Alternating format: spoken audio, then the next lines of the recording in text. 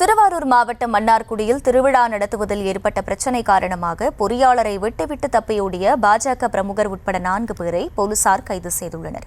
கூடுதல் விவரங்களை செய்தியாளர் மதிராஜ் வழங்க கேட்கலாம். மதிராஜ், வணக்கம். போலீசாரின் முதற்கட்ட தகவல்கள் சொல்வது என்ன? மேலும் கைதானவர்களின் விவரங்கள் பற்றிய முழுவர்.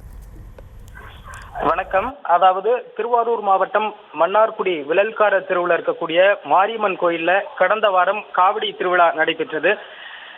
இந்த திருவிழாவில் நடைபெற்று முடிஞ்ச இந்த திருவிழா சம்பந்தமான கூட்டம் அந்த தெருவில் இருக்கக்கூடிய முக்கியஸ்தர்கள் முன்னிலையில அது ஒரு 2-3 நாள் முன்னாடி நடந்தது.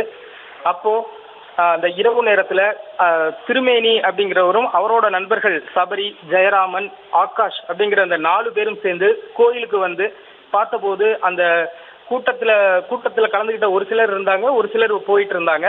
அப்போ அங்க கோவில் வாசல்ல நின்றுட்டு இருந்த பொறியாளர் செலியன் அப்படிங்கிறவரை அருவாளால வெட்டிட்டு தப்பி ஓடிட்டாங்க.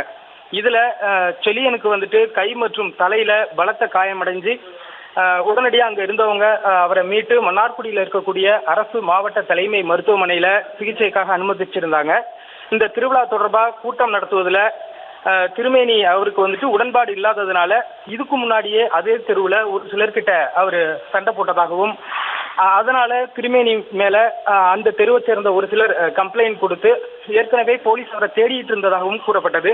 இந்த நிலையில மன்னார்குடி காவல்துறையினர் வழக்கு பதிவு செய்து 4 பேரையும் தேடி வந்த நிலையில நேற்று இரவு சபரி, திருமேனி, ஆகாஷ், ஜெயராமன் உள்ளிட்ட 4 பேரையும் போலீசார் கைது செஞ்சதுல திருமேனியை போலீசார் அழைச்சிட்டு போகும்போது அவர் அங்கிருந்து தப்பிச்சு ஓட முயன்றப்போ அவர் தவறி விழுந்து அவருடைய கையில் அடிபட்டு அவரோட கை எலும்பு முறிஞ்சது. இதனால போலீசார் திருமேனியை மீட்டு உடனடியாக திருவாரூர் மெடிக்கல் காலேஜில் சேர்த்து அவருக்கு சிகிச்சை அளிச்சிட்டு வராங்க.